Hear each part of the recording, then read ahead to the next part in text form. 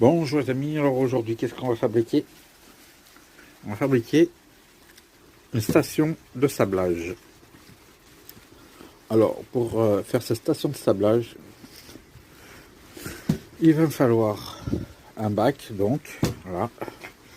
Alors j'en ai pris un avec les portes qui s'ouvrent et qui se ferment comme ça, c'est plus pratique, vous verrez pourquoi.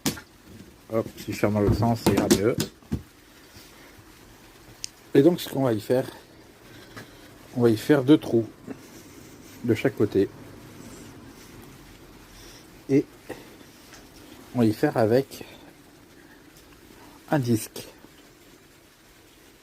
Donc j'ai pris ce disque, je me suis servi de cette gorge là, et puis pour être sûr de bien droit, j'ai pris les 2 points d'ici que j'ai alignés au trait. Et puis j'ai fait le tour du disque et ça me donne ça, que je reduplique 2 fois. Ah oui, main droite, main gauche. Et maintenant on va faire le trou. Alors j'ai déjà commencé à entailler grossièrement mes trous à l'aide de la disqueuse. Alors je vous dis tout de suite, ne pas prendre de scie sauteuse, parce que l'effet de la lame comme ça, vous allez créer une brèche et votre plastique il va faire comme ça, il va se casser. Donc il faut l'attaquer comme si vous devez le faire fondre. Donc la disqueuse c'est très bien, vous voyez, pour faire fondre le plastique. Et puis après, pour affiner, vous y allez, soit vous avez un cutter et vous continuez à entailler comme ça tout doucement, au risque des fois aussi de, soit vous faites comme moi, vous prenez ce qu'on appelle en fait,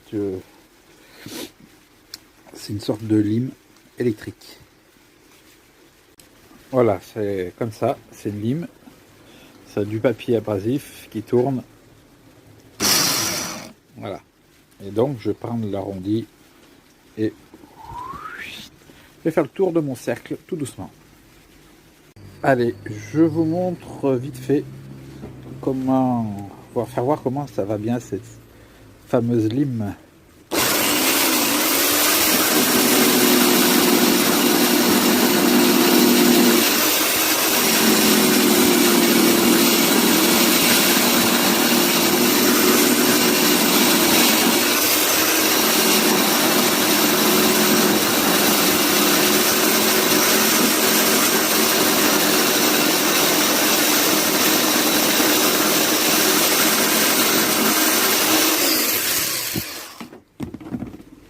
Comme vous pouvez voir, ça permet vraiment bien de suivre le trait. Et après, quand il y a une petite bavure, ça s'enlève facilement. Voilà, donc je vais le finir et je vous montre le résultat. Alors là, les 2 trous sont faits. Hein. Une main dedans, bien rond. Alors pour l'instant, ça on va y laisser comme ça. On va s'attaquer au-dessus. Au-dessus, vous allez comprendre que quand vous passez vos mains dans les trous, eh ben, vous ne voyez pas ce que vous faites. Vous n'allez pas vous amuser à vous baisser comme ça pour voir ce que vous nettoyez. Alors ce qu'on va faire, ben, j'ai tracé là un trait. Là, pareil. Donc j'ai fait un rectangle de 30 de long comme ça. Alors, après, tout dépend du bac que vous utilisez. Moi, ça va être 30 pour avoir quand même une bonne vue. Donc là, ici dans la rainure. Hop, si je cadre, c'est mieux. Et comme c'est la même porte, dans la même rainure ici.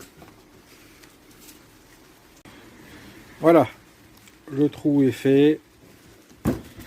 Hop, on peut ouvrir toujours les portes. Tac, tac. On ferme. Tac, et hop.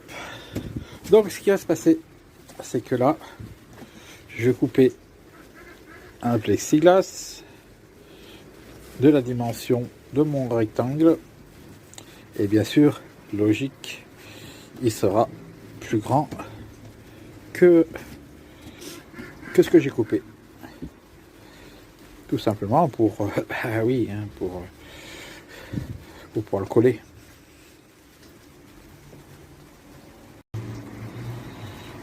Alors voilà, j'ai coupé ma plaque que je vais encore diviser par le centre, là où il y a le trait bleu.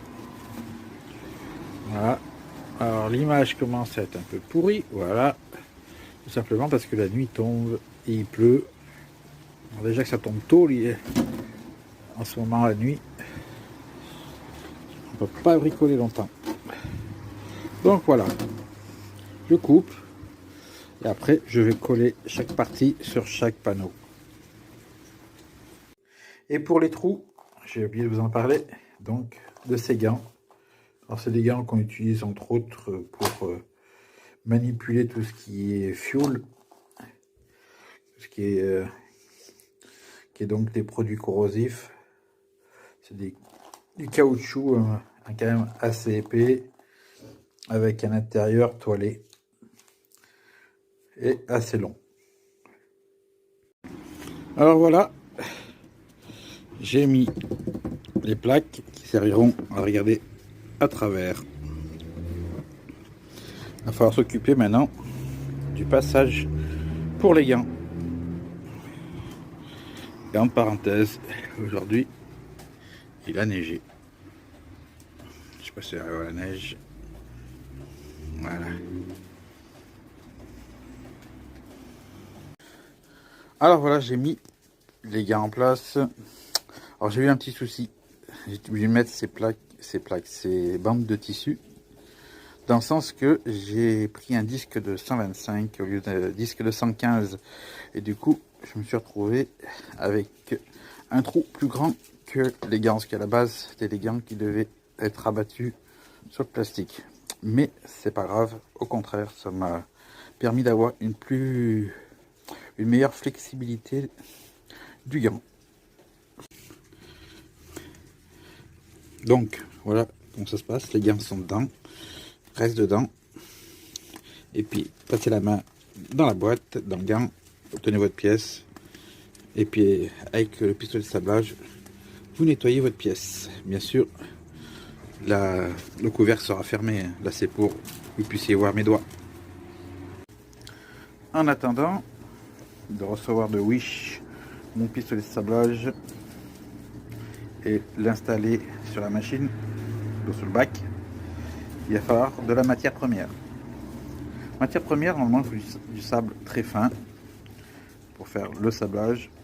Ça tombe bien, je vais tester après avec ce sable là qui est du sable de plage qui est très très fin. Et puis il faut aussi suivant l'efficacité qu'on veut, suivant la matière qui est bien oxydée, on peut utiliser aussi comment on appelle ça, du sable de verre. Le sable de verre, tout simplement, on prend du verre qu'on casse et qu'on réduit à l'état de sable aussi fin. Alors pour cela, je vais faire récupérer des bouteilles de verre, les casser en morceaux et les rendre aussi fins que le sable de plage. Pour cela, je vais faire une machine. Alors pour cela, je précise, j'ai aucun plan, je fais ça au fur et à mesure de mon montage. Mais j'ai quand même pensé qu'il me fallait une disqueuse. Alors c'est une disqueuse EcoPlus, c'est Leclerc, 500 watts ça suffit. Ça coûte une dizaine d'euros chez Leclerc, pas besoin de mettre des fortunes pour faire ce qu'il y a à faire. Ça ira très bien. Et une friteuse. Voilà, petite friteuse à, je crois, 11 euros. Voilà, donc déjà avec ça, on va déjà assembler ça avec ça. Voilà, j'ai déballé. Alors, ce qui est bien, c'est que la disqueuse, elle a le bouton sur le côté et pas sur le dessus. Ça m'arrange et j'avais pas fait gaffe à ça. Et vous comprendrez pourquoi. Ça, j'en ai pas besoin. Oh voilà, j'ai déballé la friteuse. Voilà, j'ai enlevé le plastique. Le couvercle, on le garde parce qu'on en a besoin. Le trou qui est là, il va falloir le condamner. Pour l'instant, on le met de côté. La notice, on s'en fout. Et le panier, on s'en fout aussi. Il reste plus que le bac.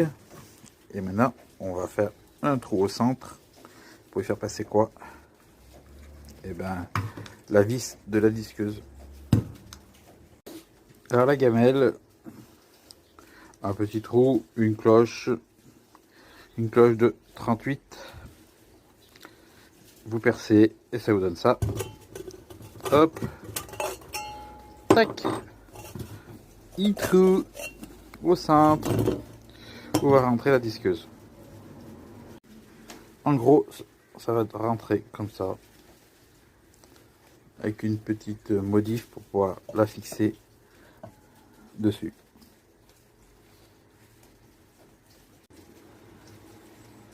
Voilà, j'ai présenté comme ça vite fait un disque qui sera pas celui-là. Ce sera un disque à peu près, peut-être un peu plus grand même que le 125, pour qu'il prenne au maximum la circonférence de la gamelle. Et puis on va mettre des colonnettes de façon dessous que ça corresponde à la hauteur du boîtier. Alors qu'est-ce que je vais faire maintenant? Maintenant je vais démonter ces 4 vis là. On enlève les boulons.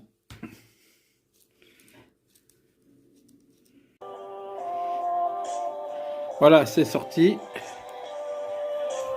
Alors pourquoi j'ai démonté? Tout simplement pour avoir les trous que je vais pouvoir reporter dans la gamelle.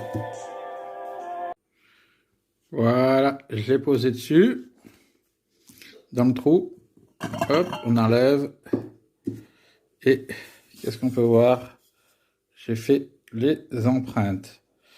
Maintenant, je vais percer les 4 trous. Et puis, on remonte tout ça.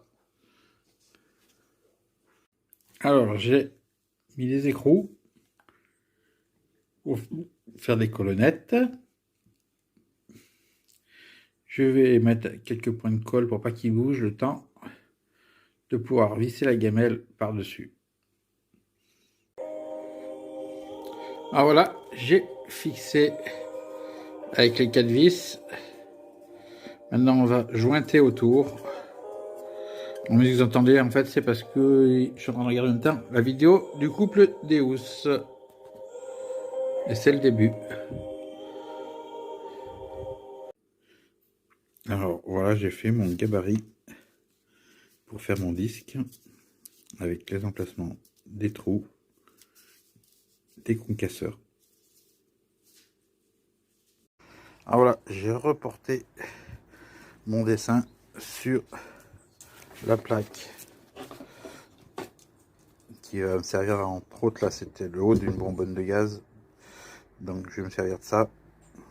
En plus c'est bombé, ça va garder le verre au milieu au maximum.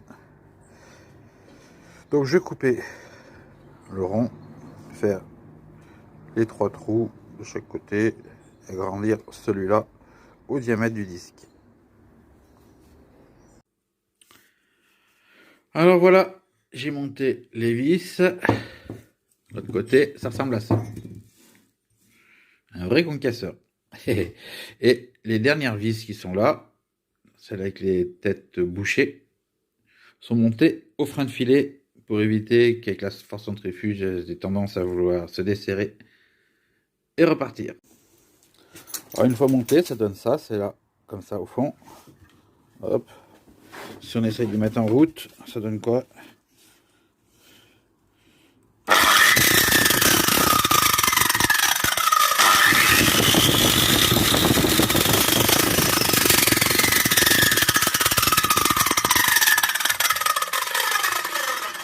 Voilà, ça tourne rond, impeccable. Il reste à faire maintenant le support pour faire tenir tout ça. Alors je vais essayer avec du pain dur pour voir ce que ça donne, si ça boue bien. Et puis je vous montre le résultat. Bon, ben il va falloir que je trouve un autre couvercle. Hein. Avec la puissance de la machine, ça a projeté. Même je tenais le couvercle et même avec la force, ben il m'a échappé des doigts. Et comme c'était du verre, et ben imaginez que ça s'est cassé. Donc je fasse un couvercle en fer. où je trouve un couvercle en fer de ce diamètre là qui vienne se poser dessus. Et en plus, il va falloir que je fasse hermétique parce que ça arrive à passer entre le couvercle et la gamelle. Heureusement que j'ai testé avec du pain. Alors pour remplacer le couvercle cassé, j'ai trouvé ça. C'est un support pour plaque à induction.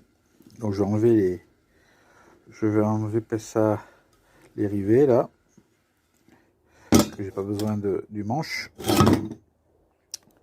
Et puis j'utilise ça, je vais remettre le bouchon pour faire couvercle et je vais fixer sur le côté.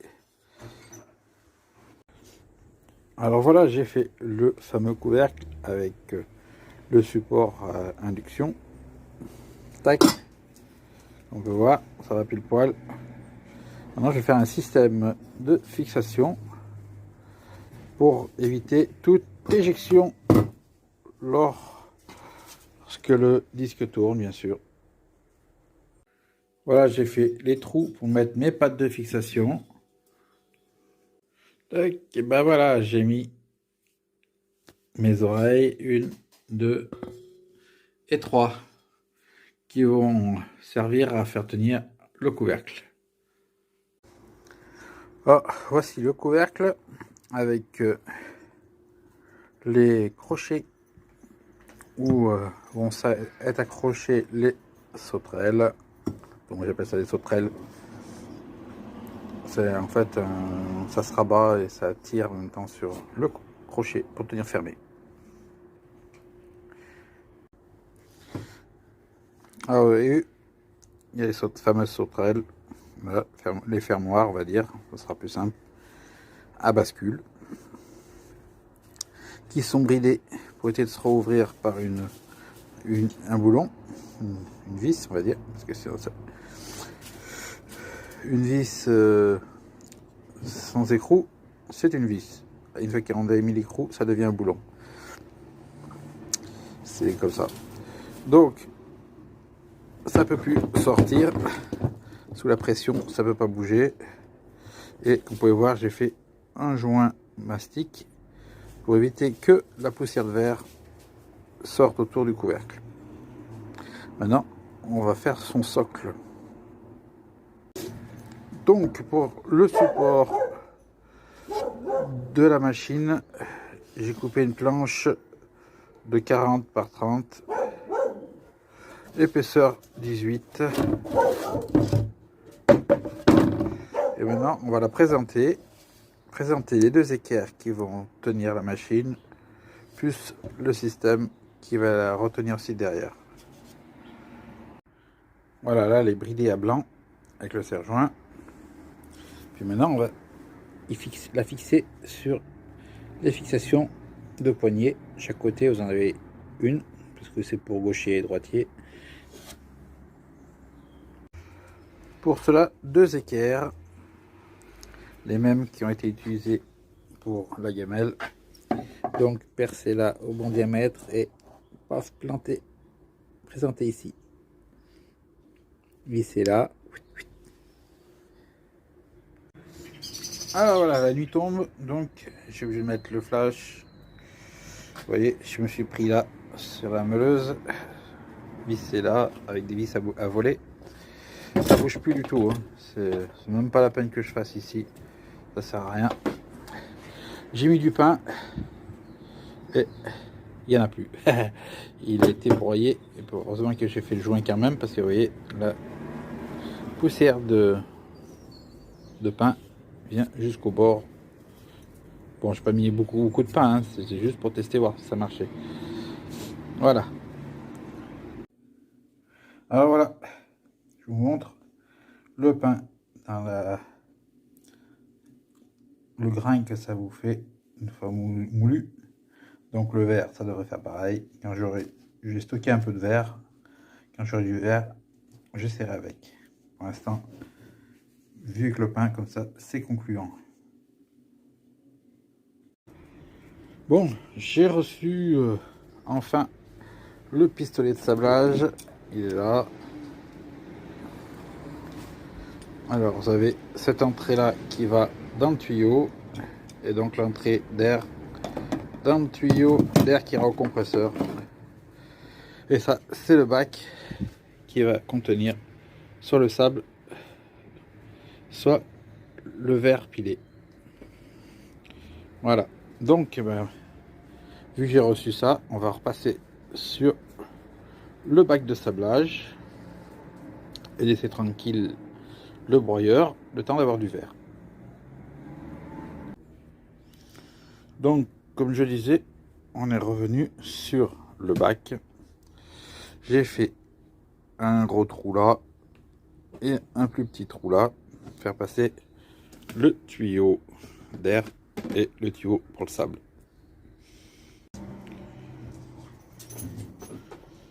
Voilà, donc j'ai mis en place le pistolet, le tuyau branché des deux, et là on a la sortie donc pour aller au compresseur. Donc il ne reste plus qu'à mettre du sable dans ce boîtier et puis après on peut nettoyer et puis trouver du verre pour la machine. Alors ça va pas être trop dur à trouver. Bon, je vais tester le verre. Oui. J'ai cassé 2 bouteilles de bière. On va broyer, on va voir. Voilà, comme on peut voir, il n'y a plus de morceaux de verre. Il reste que de la poudre. Allez, je vide ça là-dedans et je vous montre. Allez, résultat des courses, regardez. Ça a vraiment fait du sable. Voilà. Et vous allez me dire, oui, mais t'as mis une canette avec les étiquettes. Et maintenant, t'as du papier, du plastique dedans. Et ben non, regardez. Avec la force centrifuge, les étiquettes ont été séparées du verre. Eh oui, c'est génial. Donc nous voici dans la phase d'essai. J'ai mis au fond mon sable. Là c'est le sable de verre. Vous en pouvez entendre le compresseur qui se charge. Alors le tuyau il va là. J'ai mis dans le bac un couteau que j'avais trouvé, un morceau de couteau que j'avais trouvé en détection. Vous voyez que le manche il est rouillé. On va tester, voir si ça nettoie cette rouille. Alors pour ça, eh ben, il suffit de fermer les portes pour pas s'en prendre plein la figure. On attend que le compresseur charge et puis on teste tout ça. Bon, vous pouvez voir sur cette petite zone, c'était tout rouillé et là la rouille est partie. C'était comme ça, c'est devenu comme ça. Seulement mon verre là est encore trop épais, donc il faut que je trouve un autre moyen pour le rendre encore plus fin que dans la machine qui broie le verre. Donc ça voudra dire qu'il me faut cette machine qui broie le verre plus une sorte de, on va dire, une sorte de moulin à café qui va remoudre encore ça plus fin encore que ce que c'est. Pour l'instant on va essayer avec le sable. Allez, c'est parti, j'enfile le gant et puis on essaye tout ça avec le sable de plage. Hop. Alors, toujours du côté où j'avais commencé, on prend le pistolet. Est-ce que le sable y sort déjà? Il est là. Et c'est parti.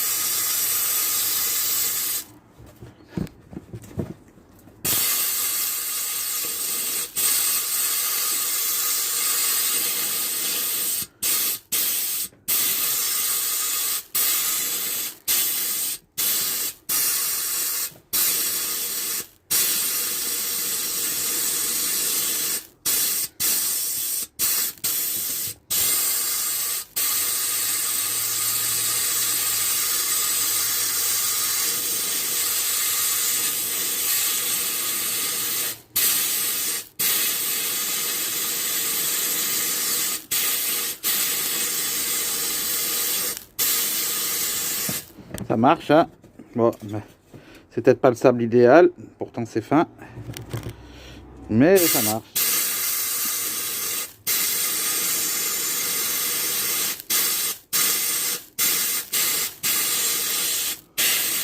Alors j'ai peut-être pas assez de pression aussi dans le compresseur. Je vais pas aller voir la pression que j'avais. Puis là je dois avoir du manque de sable, j'ai mis que pas grand chose. Je vais essayer de basculer un peu le bac de sable, de faire bouger un peu. Voilà. Faut se servir des jambes, des pieds et tout.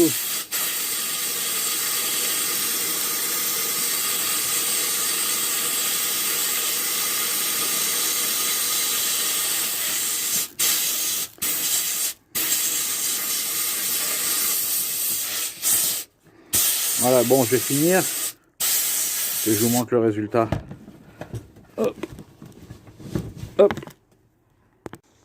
Alors voilà, avant et après, rien à voir, hein. Ça revient super bien, ça marche super bien le système. Donc il y a juste pour le verre, il va falloir que je trouve un moulin à café ou un électrique, bien sûr, hein, pas à main, hein. Un vieux moulin à café, et puis essayer de voir avec si je peux rendre le verre encore plus fin que ce qu'il est. Parce que vous voyez que le sable, avec le sable de plage, ça marche super bien. Le métal est super doux, aussi doux que la lame. Pas de rugosité, c'est nickel. Voilà, donc sur ce, je vous laisse. Et puis peut-être qu'il y aura une autre vidéo qui se fera à l'ajout d'autres choses lorsque j'aurai le verre super fin. Pour l'instant, je vous laisse sur cela.